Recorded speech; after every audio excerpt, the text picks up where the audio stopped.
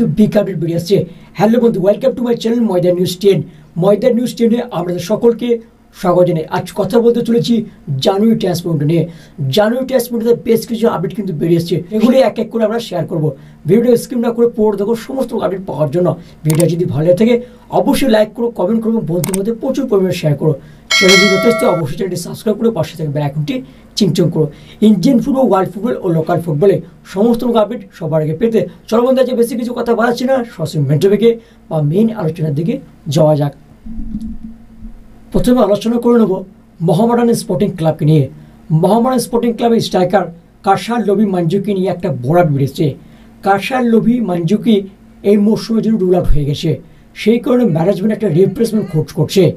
এই মুহূর্তে একটা আপডেট বেরিয়েছে যে অস্ট্রেলিয়ার 30 বছর বয়সী সেন্টার ফরওয়ার্ড মার্ক আন্দে সামারবোকা এসডি লগরেন্সের হয়ে খেলছেন। এই মুহূর্তে তিনি উইদাউট ক্লাবে আছেন, তাই রিউমার উঠেছে মোহামেডান স্পোর্টিং ক্লাব কিন্তু এই ফুটবলারকে আনতে পারে। তবে দেখার বিষয় একটা যে এই উইন্ডোতে ডিল ডান করতে পারছে নাকি মোহামেডান স্পোর্টিং ক্লাব। পরবর্তী আপডেট পাঞ্জাব এফসিকে নিয়ে। পাঞ্জাব এফসি কথাবার্তা শুরু করেছে জামশেদপুর এফসি 26 বছর বয়সী লেফট ব্যাক মোহাম্মদ উভাস। এই মোহাম্মদ উভাসকে নেবার জন্য অল আউট বেরিয়েছে পাঞ্জাব এফসি। জামশেদপুর এফসিতে তার চুক্তি রয়েছে 31শে মে 2025 সাল পর্যন্ত, তাই একটা রিউমার উঠেছে মোহামেডান স্পোর্টিং ক্লাব কিন্তু এই ফুটবলারকে আনতে পারে।